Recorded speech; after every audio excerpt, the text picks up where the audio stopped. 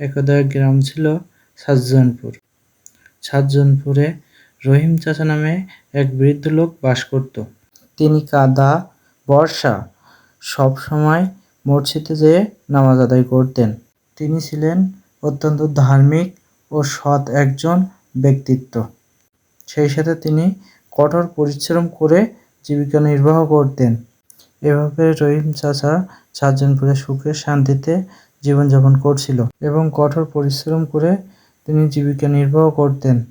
রহিম চাচা তার গ্রামের রাস্তা দিয়ে একদিন হেঁটে যাচ্ছিল। হঠাৎ কামাল নামের একটি ছেলের সাথে রহিম চাচার কথা হয়। কামাল রহিম চাচাকে প্রশ্ন করে যে, তুমি ঝড় বৃষ্টি বাদলার মধ্যে 5 ওয়াক্ত নামাজ পড়ো মসজিদে, কখনো নামাজ কাজা করো না, এতে তোমার কষ্ট হয় না?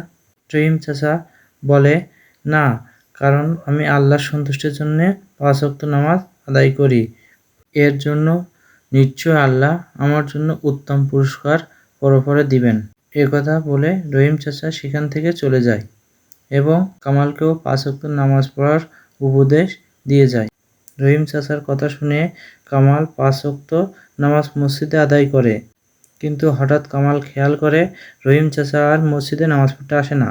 একদিন রাতে কামাল ঘুমের ঘরে রহিম চাচাকে স্বপ্নে দেখে। রহিম চাচা স্বপ্নের ভিতরে কামালকে ডাকতে থাকে।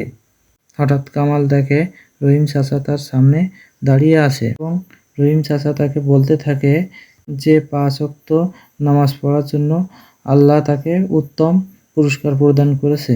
জান্নাতে তিনি সুন্দর একটি ঘর পেয়েছেন এবং তিনি সেখানে অনেক সুখে শান্তিতে আছেন।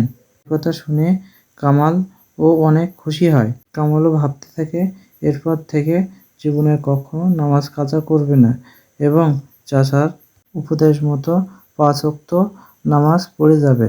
হঠাৎ কামাল খেয়াল করে রহিম চাচা চলে গেছে আর কামালের ঘুমও ভেঙে যায় এবং কামাল ঘুম থেকে উঠে ভাবতে থাকে আর জীবনে কখনো নামাজ কাজা করবে না। ভিডিওটা ভালো লাগলে লাইক, শেয়ার, সাবস্ক্রাইব